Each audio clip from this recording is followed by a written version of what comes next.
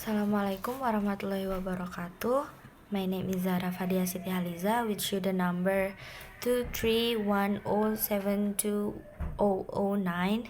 I wanna make a review about chapter 5 until chapter 10 in the novel Breakfast of Champions. First of all, I want to talk about chapter 5.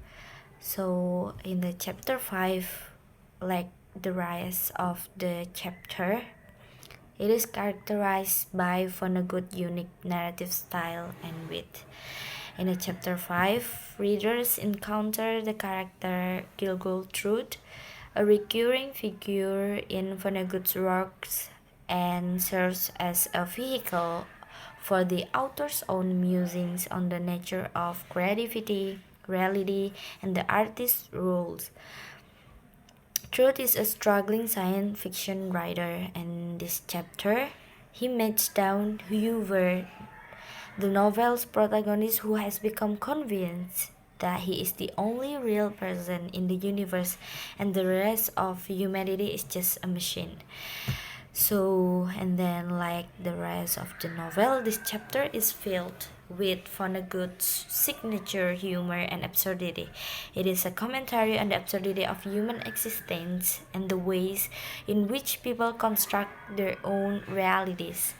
Vonnegut's writing is often described as darkly comic, and this chapter is no exception. It is raised question about the nature of reality and the power of belief, and then all while poking fun at the human tendency to take ourselves too seriously. And then the next chapter is chapter 6. So in this chapter is introduced the character of Wayne Hubler, a man who lives a mundane and unfulfilling life. Vonnegut used Hubler's story to comment on the dullness and conformity of American suburban life, which is a recurring theme in this novel. The absurdity and meaninglessness of Hubler's life are highlighted through Vonnegut's dark humor. Additionally, the chapter continues to follow the experience of Gilgultrude.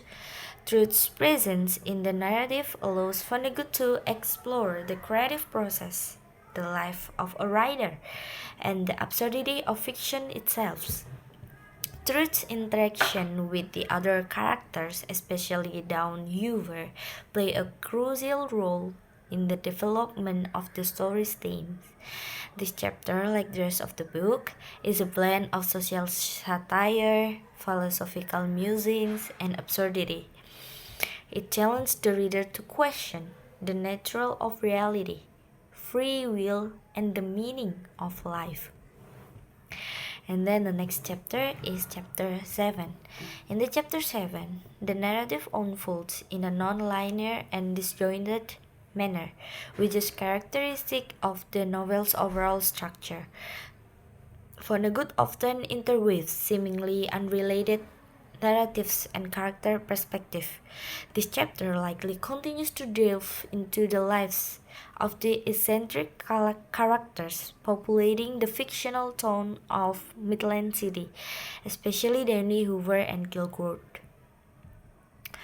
Vonnegut's writing style in this chapter is like the previous chapters. Use of humor and absurdity, and then he employs black humor and satire to highlight the absurdities of American society and human behavior. The author's drawing and doodles are also present in the chapter, further emphasizing the book's unconventional format and its playful deconstruction of traditional storytelling. And then in the chapter 7, like the preceding chapters, contributes to this overall theme by continuing to blur the lines between fiction and reality. And then in the chapter 8, Vonnegut isolates capitalism, as one of the main reasons for the uneven distribution of wealth. And here he directly blames that inequality for the drug crisis that is gripping America. So, in this chapter, Vonnegut talked a lot about satire about capitalism. And in this way, Vonnegut argues that the effects of capitalism are varied and go beyond matters of mere money, which ultimately affects mental health as well. And then in the chapter 9, there is comment that Downies says about time changes is in response to Dr. Wendy's. The man is a Sikhian from Nigeria who is working in Midland City's emergency room. So then Down humbly waits his turn behind the black man as a reflection of his tolerance and support of equal rights. However, he appears to be tolerant in order to make himself look better, not because he actually acknowledged Auquen's inherent right to equality. So and then in the chapter 10, Kilgore comments is obviously sarcastic, but nonetheless true. Kilgore, like many people in American society, choose to be apathetic about environmental damage because he believes that damage is too far gone to actually do something about it. So he continues to his destructive behavior. The biblical story of Ham and his son has long since been used to excuse racism and slavery. And by attempting to do the same with the environment, Vonnegut points out how ridiculous this defense really is. And also in this chapter, the interesting part is Kilgore makes up a story called Gilongo. So Gilongo is basically about a planet where there is too much creation going on. Gilongo reflects Vonnegut's argument regarding the effects of overpopulation on the destruction of the planet.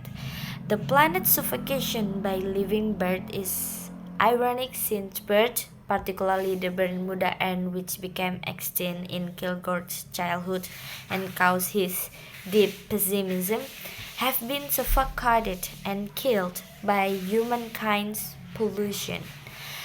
So I mean I guess that's all for me about review chapter 5 until chapter 10. So wassalamualaikum warahmatullahi wabarakatuh.